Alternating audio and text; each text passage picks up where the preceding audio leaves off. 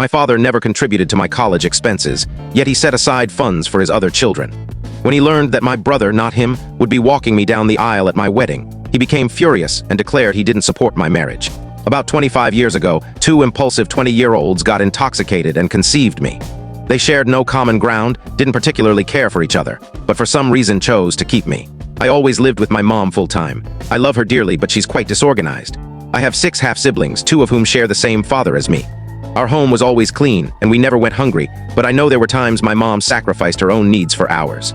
She clearly loves all of us deeply, but her irresponsibility was evident. My dad, on the other hand, seems more put together, but we've never been close.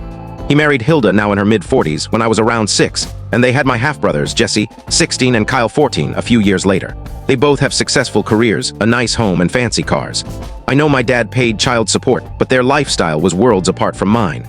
I'd visit every other weekend, but as their lives got busier with their sons, I'd only hear from my dad when he had time, maybe once a month before college. After I started college, we'd see each other sporadically, mostly during holidays. During one holiday, Hilda, a bit tipsy, revealed that after my mom had me, my dad initially cut her off and only paid child support until my grandparents shamed him into taking some responsibility. That revelation stung, but it explained a lot about my childhood.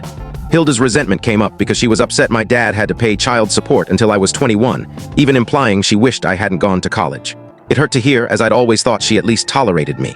Apparently, she harbored resentment toward my mom because when they had Jesse, they turned my room at their house into a nursery, moving my belongings elsewhere. My mom then pursued and won a significant increase in child support, which impacted them financially. I've worked through this with free therapy in college, and I'm now thriving professionally and mentally. My fiancé and I earn about as much as my dad and Hilda, though we have less property. I met my fiancé, John, 25, during freshman week of college, but we didn't start dating until 2 years later.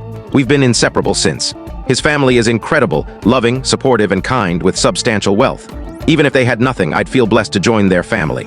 For instance, John's mom gave him her grandmother's ring for our engagement and offered me her or her sister's jewelry for the wedding.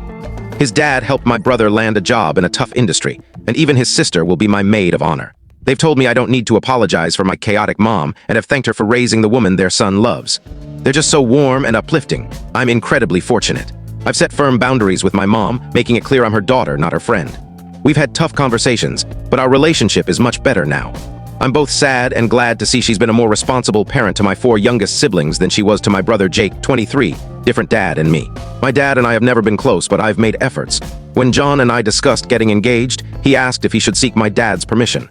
Initially, I dismissed it, but then thought my dad, being traditional and my only... I can't tell you the full story in short. To watch the full story, click the related link below.